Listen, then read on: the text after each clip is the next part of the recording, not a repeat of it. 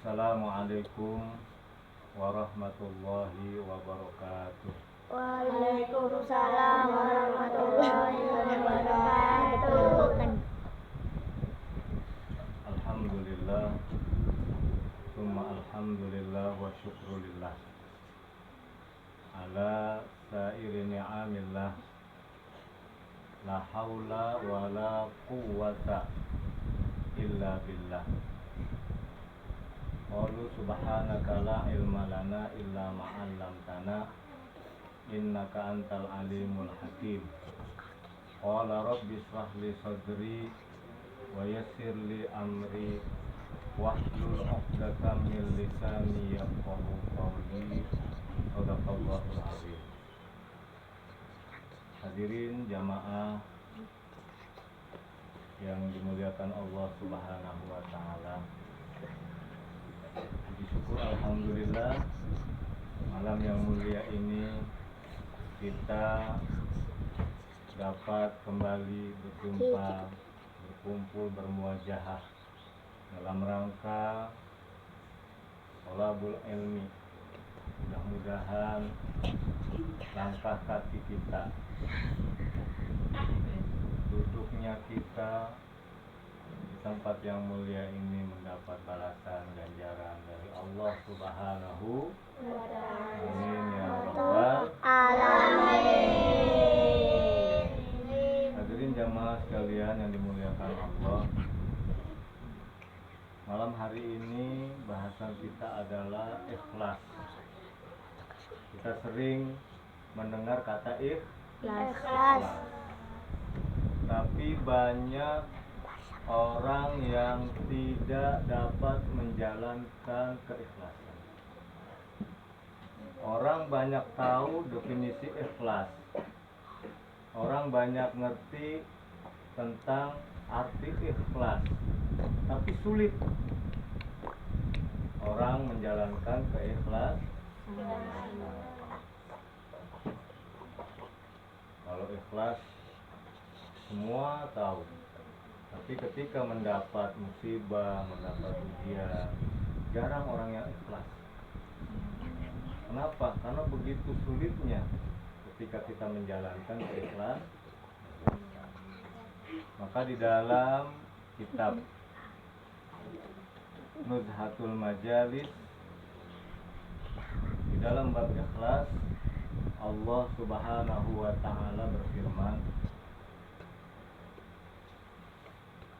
"Faman kana yarju liqa'a rabbih falyamal 'amalan shalihan wa la yusyrik bi 'ibadati rabbih ahada." Surat Al-Kahfi ayat berapa? Al-Kahfi berapa? Ayat 110. Nah, biar cepet tuh. Ayat 110 surat Al-Kahfi. Kata Allah Subhanahu wa ta'ala, "Mamangkana," barang siapa ya yarju liqa rabbih, yang ingin berjumpa dengan Allah, ya, mengharap ingin sekali jumpa dengan Allah, falyamal amalan soleha, maka hendaklah beramal soleh, wala yusyrik bi ibadati rabbih ahada, dan janganlah kamu menyekutukan Allah dengan sesuatu apapun. Wa qala Nabi sallallahu alaihi wasallam, dan Rasulullah sallallahu alaihi wasallam bersabda, apa kata Rasulullah? Innamal a'malu binniyat wa innamal likulli imri'in ma nawa. Kata Rasulullah, sesungguhnya segala amal ibadah itu tergantung nih, ya.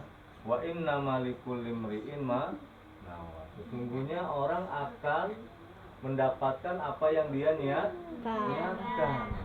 Kalau tadi Allah berfirman bahwa orang yang betul-betul ingin berjumpa dengan Allah itu ya adalah orang yang betul-betul ikhlas. ya dalam amal ibadah, ya amalan solehan, amal yang soleh. Tidak mungkin mencapai amal soleh kalau tidak dibarengi dengan ikhlas. Itu loh maksudnya ya. Kemudian apa? Syaratnya lagi wala yusyrik bi ibadati rabbihi ahada. Dan jangan kamu menyekutukan orang yang beramal kemudian dia menyekutukan Allah, maka sudah yakin dia tidak ikhlas. Paham? Paham orang son? Primben. Ya, primben. Paham orang son? Paham. Nah, jadi orang yang ikhlas itu apa tadi? Orang yang beramal soleh, kata Al-Quran, dan juga orang yang tidak dibarengi dengan kemusyrikan. Betapa banyak sekarang orang yang melakukan kemusyrikan tapi dia nggak sadar. Contoh, kamu hari ini bisa selamat dari musibah. Kamu percaya bahwa saya selamat dari musibah karena kamu bawa satu benda, misalkan jimat. Musyrik nggak tuh? Musyrik. Kamu berobat ke dokter, ya hati-hati nih. Musyrik itu apa ya? Musyrik itu ternyata banyak orang yang terjebak, ya, sering terjebak dengan kemusyrikan. Akhirnya dia ketahui. Misalkan berobat nih ke dokter, ya, ketika itu kamu sembuh, kamu bilang, aduh, ini dokter hebat, saya kalau dokter berobat itu saya sembuh. Kamu yakin bahwa yang menyembuhkan itu adalah dokter, atau kalau saya berobat di sono obatnya manjur, ya, saya sembuh. Itu musyrik itu, ya, kufur itu. Kenapa? Kita pertama-tama ketika kita berobat, ya kemudian kita sembuh, kita ucapkan apa dulu? Alhamdulillah. Ya Allah, terima kasih Engkau sudah menyembuhkan, ya, melalui dokter pula dengan obat, ya gitu ya. Jadi pertama-tama disebut adalah Allah. Terima gaji sama, terima gaji. Ketika diterima gaji kita langsung bilang sama atasan, terima kasih Pak, ya, tidak kita bilang alhamdulillah. Harusnya kita mengucapkan alhamdulillah, baru kita terima kasih Pak, ya. Kenapa? Hakikatnya rezeki yang kita peroleh adalah dari Allah, bukan manusia, bukan atasan kita, bukan orang lain yang memberi rezeki kepada kita, tapi yang memberi rezeki adalah Allah melalui orang lain gitu. Makanya kita bilang dulu alhamdulillah, terima kasih ya Allah, hari ini saya dikasih rezeki yang banyak, yang halal, mudah-mudahan berkah. Baru bilang terima kasih kepada orang yang memberi. Paham? Kemudian kata Rasulullah, innamal a'malu binniyat. Sesungguhnya segala sesuatu itu dengan niat. Ya. Wa innamal likulli imri'in mana. Karena segala sesuatu itu akan, ya, bisa tercapai dengan niat. Ini niat juga harus ikhlas, karena hanya niat yang ikhlas yang nanti akan diterima oleh Allah Subhanahu wa Ta'ala. Dan niat yang benar, yang ikhlas juga nanti akan mencapai apa yang kita inginkan, akan mendapat apa yang kita inginkan, karena niat itu bisa mencapai sesuatu. Ini hadis ada lanjutannya, ya, sebenarnya ada lanjutannya. aman hijratuhu, ya, aman hijratuhu apa di dunia, ya kan, yusibuha, ada kelanjutannya ya. Barang siapa yang niatnya untuk dunia, maka dia akan mendapat itu. Ya, wama hijratul imra'atin yunkiruha. Barang siapa yang hijrahnya karena perempuan, ya dulu zaman Nabi ketika hijrah banyak sahabat itu ada macam-macam. Hijrahnya macam-macam. Ya, ada yang hijrahnya karena perempuan, maka dia nanti ketika hijrah akan mendapatkan perempuan yang akan dinikahinya. Kalau yang hijrahnya saya sono pengen dagang supaya kaya, nanti akan mendapatkan ya apa yang diinginkan, dia menjadi orang kaya.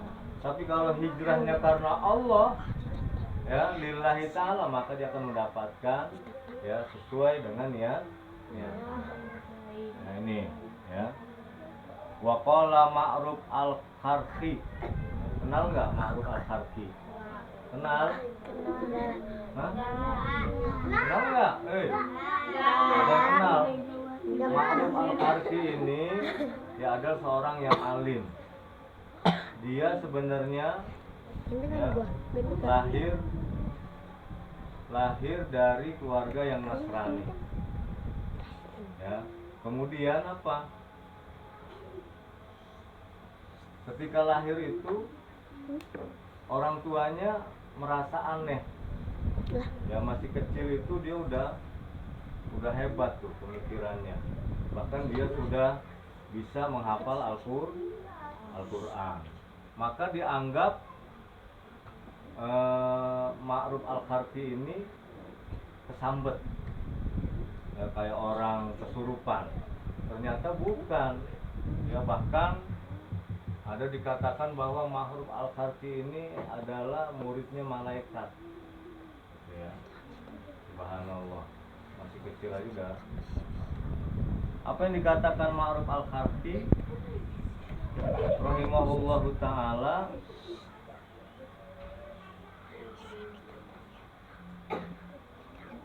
man amila lisawabi fahuwa minat tujjar. Ya, kata Ma'ruf al-Kharqi, barang siapa yang beramal, nih dengerin nih, kata siapa? Kata Ma'ruf al-Kharqi, barang siapa man amila lisawabi, barang siapa yang beramal untuk mendapatkan upah, fahuwa minat tujjar, ya, maka dia bagaikan seorang kuli. Tujar ya tukang batu. Kuli. Seorang kuli, pegawai. Ya. Itu kalau kerja ngarepnya apa? Gaji. Itu pegawai biasa begitu tuh. Kalau kerja yang diharapin gaji. Apalagi kalau ya pegawai PNS itu takutnya bukan sama Allah tuh. Ya. Ada orang absen. Kalau udah ketinggalan absen, lari dia. Ketinggalan absen lari. Tapi giliran azan lari nggak? Ke masjid. Lari nggak ke tempat sholat? Kalau ketinggalan absen ini pegawai nih banyak kan. Kalau ketinggalan absen lari dia. Apa yang ditakutin? Absen nggak bisa ngapa-ngapain kok. Apa yang ditakutin? Takut dipotong gajinya. Takut dipecat. Tapi kalau azan berkumandang Allahu Akbar, lari nggak dia? Lari. Subhanallah. Amit. Kamu harus camkan ini, ya. Kamu adalah calon penerus. Sebagai orang Islam harus yakin bahwa yang memberi rezeki itu adalah Allah. Ya. Kalau kamu terlambat sholat harusnya takut hanya kepada Allah, jangan takut kepada atasan. Pada atasan kita hanya menghormati, paham? Profesional, ya, kinerja, ya. Takut hanya kepada Allah. Ya. Orang yang kerja beramal hanya untuk mendapatkan ganjaran pahala, maka kata Ma'ruf Al-Qarki, dia hanya seorang pegawai. Dia dianggap seorang Pegawai. kuli. Kuli apaan? Ya, seorang kuli. Ya.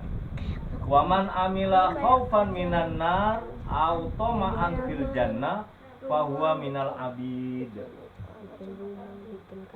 Barang siapa yang beramal, ya, dia hanya takut nanti kalau saya nggak beramal, saya nggak sholat, saya nggak puasa, saya nggak zakat, saya nggak ibadah pada Allah, saya takut dimasukin ke neraka. Atau dia beramal karena dia mengharap akan dimasukkan ke dalam surga. Maka kata Ma'ruf Al-Qarki, orang yang seperti ini diibaratkan hamba sahaya. Hamba sahaya itu kayak budak. Ya, budak itu kayak pembantu kita gitu. Pembantu masih mending punya apa? Harga diri masih punya. Kalau budak udah nggak ada punya harga diri, dijual juga boleh. Ya, diapain juga boleh. Itu budak namanya. Ya, maka nggak ada harganya tuh. Orang yang ibadah hanya mengharapkan surga atau takut dimasukkan ke dalam api neraka, maka bagaikan seorang budak. Ya. Waman amila lillah, barang siapa yang beramal hanya karena Allah, mengharap ridha Allah, fahuwa minal ahrar wahia al martabatul ulia. Orang yang ibadah hanya mengharapkan ridha Allah, hanya takut kepada Allah, hanya taat tunduk kepada Allah, mengharap ridha Allah, maka dia termasuk orang yang merdeka. Itu orang merdeka itu adalah orang yang beribadahnya tunduk patuh hanya karena Allah, mengharap ridha Allah, maka tuh dibilang merdeka tuh, ya, wahua, ya, wahia al martabatul ulia. Ya, orang yang merdeka itu adalah orang yang mempunyai kedudukan yang tinggi. Maka kalau kita ingin mempunyai martabat yang tinggi, ya, di hadapan manusia maupun di hadapan Allah, maka kita ibadah harus ikhlas, hanya mengharap ridha Allah, bukan takut atas, bukan takut neraka. Mengharap ridha Allah, maka akan mendapatkan derajat yang inilah, ya, keikhlasan yang sesungguhnya. Maka orang yang ikhlas itu sebenarnya masya Allah, ya, termasuk orang yang mempunyai derajat yang mulia di sisi Allah Subhanahu wa Ta'ala. Ya. Wa qala Uwais Al-Qarni radhiyallahu an, ya, ad-du'a bi dhahril ghaib afdalu minaz ziyarah wal liqa ayli anna riya qad yadkhuluhuma. Ya. Ini kata apa? Kata Uwais Al-Qarni, ya, ibaratkan orang yang ikhlas itu sama aja, ya, orang kayak ziarah, walaupun tidak datang ke kuburan, tapi kita menghadirkan hati kita. Hati kita tuh tawassul, kita kirim doa, hadir hati kita. Ya, kita seakan-akan melihat arwah-arwah, ya, leluhur kita, orang tua kita, kakek kita yang sudah meninggal, saudara kita hadir. Itu lebih baik daripada kita datang ke kuburan. Karena apa? Datang ke kuburan itu, ya, ziarah, ya,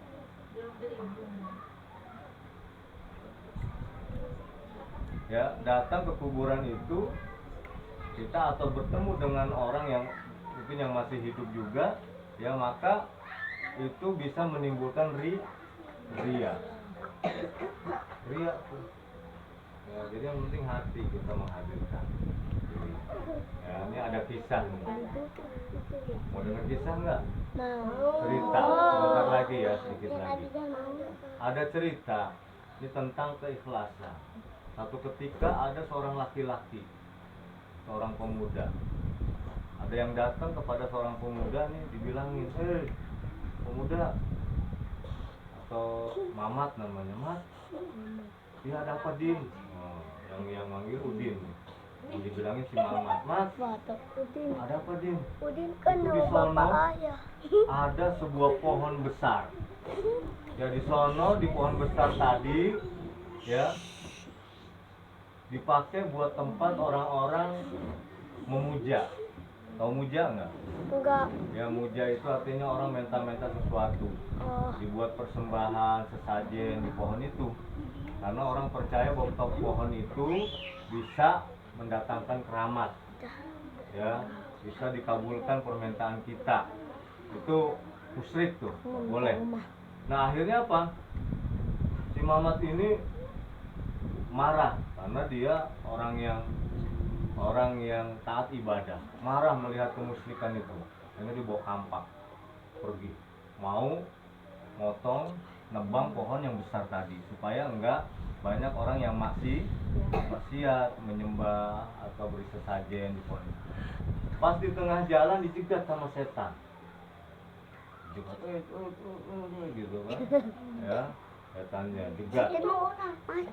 Kata si Mamat ya, setannya menjelma manusia, menghalangi supaya si Mamat jangan menebang pohon. Di dalam sini nih diceritakan di kitab apa namanya tadi? Nuzhatul Majalis. Ya, dalam kitab Nuzhatul Majalis, ketika itu dihadang oleh setan supaya enggak nebang pohon. Akhirnya apa? Udah, kata setan, hei pemuda, kamu pulang aja deh. Ngapain kamu nebang pohon? Ya, kamu kan orang miskin. Orang miskin udah urusin aja tuh. Kamu kerja di ladang, cari duit. Ya, kalau cuma uang yang kamu pengen, udah kamu pulang aja, nggak usah nebang pohon. Ya, biarin, nggak usah ngurusin itu. Yang penting kamu cari nafkah aja, cari rezeki. Ya, kalau kamu butuh uang, nanti kalau kamu pulang akan saya kasih uang kamu. Ya, nanti setiap malam kamu lihat, setelah kamu tidur pagi bangun, kamu lihat di bawah bantal kamu nanti akan ada uang. Ya, itu setan tuh. Ini setan bisa nih begitu. Nanti kamu akan ada uang di bawah bantal kamu setiap pagi. Ya, akhirnya apa? Hatinya si Mamat ini luluh. Baiklah kalau gitu. Kalau kamu, tapi janji awas ya. Kalau nggak ada uang, pagi-pagi saya bangun nggak ada uang di bawah bantal saya akan hajar. Ya, silahkan pulang tidur dia ya. Besoknya pagi-pagi bener di bawah bantalnya dilihat, banyak uang. Seneng dia tuh, lupa dia mau nebang pohon tuh udah lupa. Begitu malam kedua, besoknya pagi-pagi ada uang lagi. Pas besoknya lagi malam ketiga dilihat ada uang lagi. Begitu malam keempat, zong, nggak ada zong, ya, nggak ada duitnya. Marah tuh, si Mamat marah, mau nebang pohon lagi. Sialan nih, kurang ajar nih setan nih, bohongin gua katanya. Ya, katanya ada uang terus, ternyata cuma 3 malam doang. Marah tuh, bawa kampak lagi, mau ditebang. Di tengah jalan dijegat lagi sama setan. Setan, ngapain kamu? Kamu janji ngasih duit kok, sekarang nggak ada duit. Ya udahlah, kan cuma 3 malam doang. Ya, masa seterusnya? Wah, kalau begitu saya mau tebang pohon. Ya, mau saya tebang tuh pohon. Gak peduli kamu menghalangi. Kalau kamu nebang, gelut dulu masalahnya. Yang pertama tuh gelut. Ceritanya pertama itu gelut menang dia. Gelut sama setan, berantem. Ya, berantem, menang. Yang pertama tadi tuh. Lalu pas gelut lagi yang kedua, dia pikirkan, wah, kemarin udah gua kalah ya. Pokoknya sekarang pasti kalah lagi. Begitu dia gelut, berantem, kalah si Mamat. Akhirnya si Mamat tanya sama setan, kok sekarang kamu bisa menangin saya? Kok saya bisa kalah? Kata setan apa? Kalau yang pertama, kamu mau menebang pohon itu, kamu ikhlas karena Allah. Enggak ada niat lain. Kalau yang pertama nebang pohon, niatnya kamu ikhlas karena Allah. Kamu nggak ridho pohon itu dijadikan sesembahan, ya, dijadikan tandingan Allah, ya, dijadikan kemusyrikan, tempat kemusyrikan. Maka kamu ikhlas nebangnya, ya, kamu ikhlas melakukan itu. Nah, terus kenapa sekarang saya kalah? Untuk yang kedua kali ini kamu berantem sama saya, kamu nggak ikhlas mau nebang pohon itu. Kamu mau nebang itu karena kamu marah, malam keempat kamu nggak ada duit, ya. Kamu yang kedua kali nebang pohon ini karena duit, bukan karena Allah. Jadi kalah. Orang nggak ikhlas begitu, ya. Maka ikhlas itu penting, ya. Setan aja kalau kita ikhlas kalah. Makanya kalau ibadah ada orang yang ketawa-ketawa lagi sholat, itu berarti nggak ikhlas sholatnya, karena setan bisa menang.